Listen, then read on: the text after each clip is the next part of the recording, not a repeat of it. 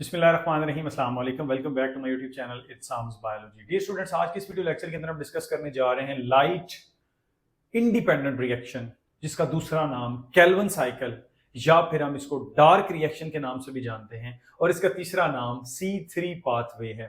ये सारे नाम एक ही रिएक्शन के हैं जिसका नाम क्या है? Calvin cycle, dark reaction, C3 pathway और लाइट इंडिपेंडेंट रिएक्शन। इस रिएक्शन के अंदर क्या होता है प्यारे बच्चों कि जो लाइट रिएक्शन के अंदर NADPH और ATP बनी थी उसको यूटिलाइज किया जाता है क्या करने के लिए? कार्बन डाइऑक्साइड के अंदर एनर्जी ऐड करके, हाइड्रोजन आयन ऐड करके उसको किसके अंदर कन्वर्ट किया जाता है? ग्लूकोज के अंदर।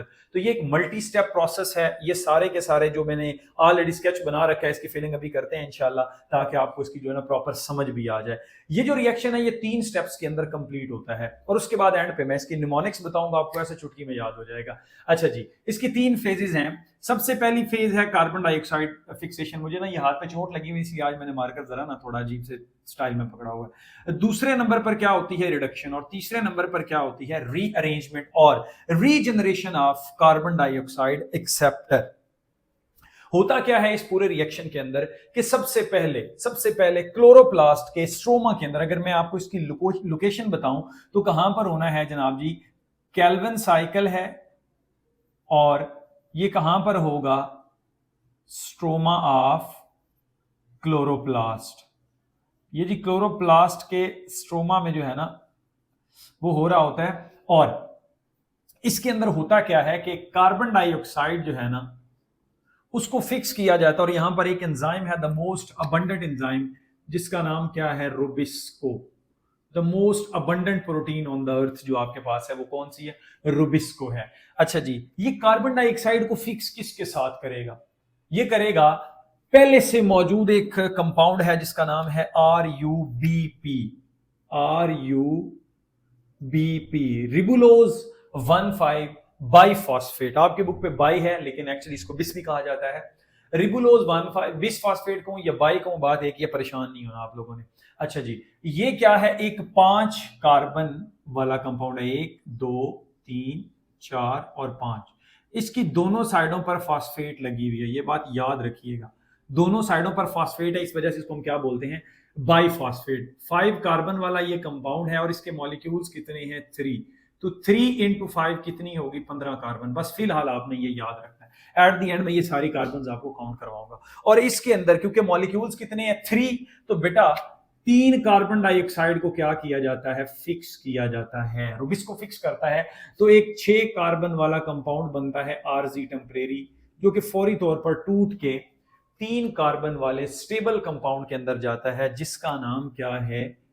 3PG, 3 phosphoglyceric acid. अब यहां पर देखिएगा 3 मॉलिक्यूल्स हैं आपके पास, किसके? 5 कार्बन कंपाउंड के। और ये आपके पास टोटल कितने बन गई कार्बन? 5 into 3, total 15 carbon. और इसके अंदर बेटा कितनी कार्बन हैं? 3 कार्बन। 15 और 3 18, 6 कार्बन वाला कंपाउंड बना है। कितने बनेंगे? 3 इंटू 6 कार्बन, टोटल कितनी बन गई? 18 कार्बन। यस। अब ये दरमियान से टूट जाएगा तो 3 कार्बन कंपाउंड बनेगा, 1 2 और 3। ये फॉस्फेट आ गया। ठीक है, कितने मॉलिक्यूल्स बनेंगे? 6 molecules of 3PG, 3 phosphoglyceric acid. तो आपकी 18 कार्बन जो है ना वो पूरी हो गई। साथ साथ कार्बन भी आपको ऐड करवा रहा हूं ताकि आपको याद रहे। अच्छा जी, क्या हुआ? मैं रिपीट करता हूं, यही एक समझने वाली मेन बात है। 5 कार्बन वाला कंपाउंड है जिसका नाम क्या है? RUBP। उसके 3 मॉलिक्यूल्स हैं। ठीक हो गया।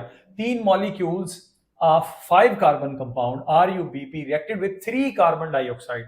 तो 3 कार्बन डाइऑक्साइड यानी कि 3 कार्बन ऐड हो रही है। Total 18 carbon. 6 कार्बन वाला एक टेम्परेरी कंपाउंड बनता है, वो फौरी से टूट कर 3 कार्बन कंपाउंड, 3 कार्बन कंपाउंड जो है उसके 6 मॉलिक्यूल्स के अंदर कन्वर्ट हो जाता है। अब ऑटोमेटिकली फॉस्फेट आपकी पूरी होंगी, क्योंकि 3 2 फॉस्फेट है, 6 फॉस्फेट है। आपकी 6 फॉस्फेट भी पूरी हो गई और आपकी 18 कार्बन भी पूरी हो गई। लो जी, ये क्या बन गया? 3PG, 3 phosphoglyceric acid. 3 phosphoglyceric acid के साथ क्या होता है? यहां पर आएगा ATP। ठीक है, ATP आएगा जो लाइट रिएक्शन में बना हुआ था, और ATP किस में कन्वर्ट हो जाएगा? ADP के अंदर, एडिनोसिन डाइफॉस्फेट के अंदर। तो प्लस इसको फॉस्फेट देके इसको किस में कन्वर्ट किया जाएगा? 1 3BPG 1,3 बिस फास्फोग्लिसरिक एसिड के अंदर कन्वर्ट किया जाएगा। ऑब्वियस सी बात है वही। तो ये आपके पास 3 कार्बन कंपाउंड हैं और हैं कितने 6 इंटू 1 2 3। ये फास्फेट है और ये फास्फेट आपके पास लगी पड़ी है, तो ये बना 1,3 बिस फास्फेट। इसमें देखें ना, एक तरफ फास्फेट है, यहां पर दोनों तरफ फास्फेट है, तो कितने मॉलिक्यूल थे इसके ऊपर 6 ATP लगे और वो किस में कन्वर्ट हो गए 6 ADP के अंदर। 6 ATP आपके पास लगे हैं, कंज्यूम हुए हैं।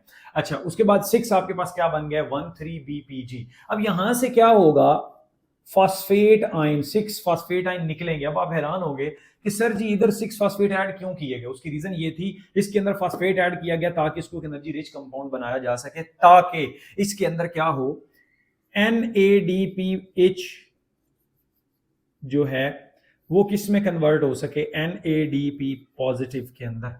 सही हो गया।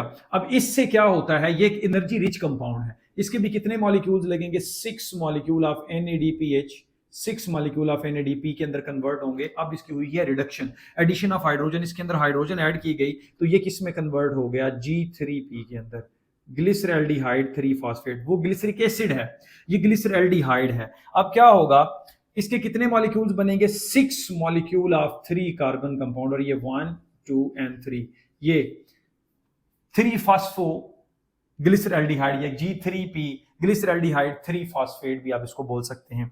अच्छा, इसमें से क्या होगा, 6 में से एक बाहर निकल आएगा, एक G3P जो है वो बाहर निकलेगा। होगा क्या कि ये जो 3 कार्बन डाइऑक्साइड एंटर हुई थी, कार्बन से एंटर हुई थी, वो इनऑर्गेनिक में एंटर हुई थी फॉर्म के अंदर, और यहां से जो निकल रही है वो ऑर्गेनिक फॉर्म के अंदर निकल रही है।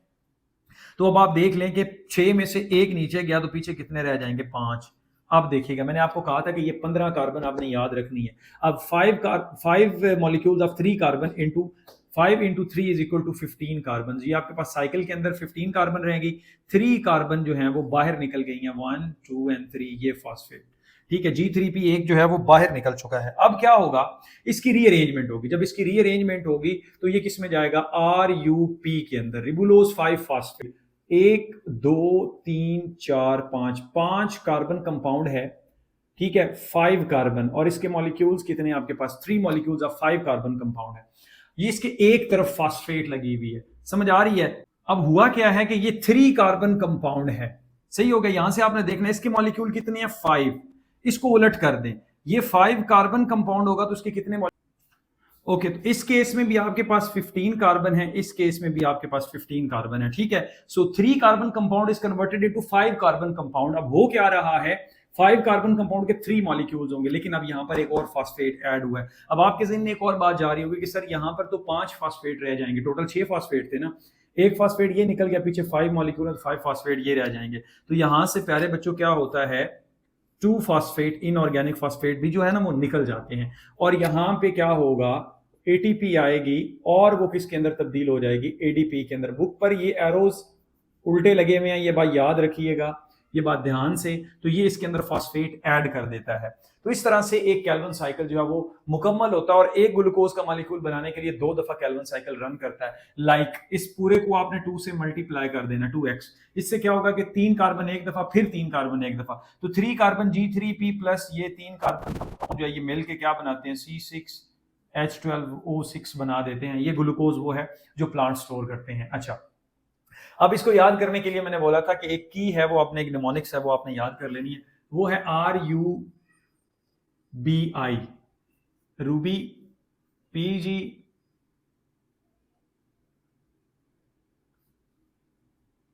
BPG, उसके बाद GP, उसके बाद RU। अब यहां से आपको ये याद हो जाएगा। अच्छा जी, RUBI, रूबी PG पे गिरा बेचारा, फिर गिरा, गिर पड़ा, रो पड़ा, अब भूलेगा नहीं, ठीक है। रूबी पे गिरा बेचारा, फिर गिरा, गिर पड़ा और रो पड़ा, ठीक है। इससे अब क्या है, ये रूबी से शुरू करते हैं। रिबुलोज 1,5 बिस फास्फेट के अंदर कार्बन डाइऑक्साइड ऐड हुई, रूबिस्को ने ऐड की, 6 कार्बन कंपाउंड आर्जी तौर पे बना। उससे मेन जो स्टेबल कंपाउंड बनता है वो कौन सा है, 3PG। ये 3 कार्बन कंपाउंड है, इसी वजह से इसको C3 पाथवे भी बोलते हैं, इसी वजह से ये कितने मॉलिक्यूल्स बनते हैं, 6 बनते हैं, 6 एटीपी यूज हुए, क्या बना 13 बीपीजी, बेचारा फिर गिर पड़ा।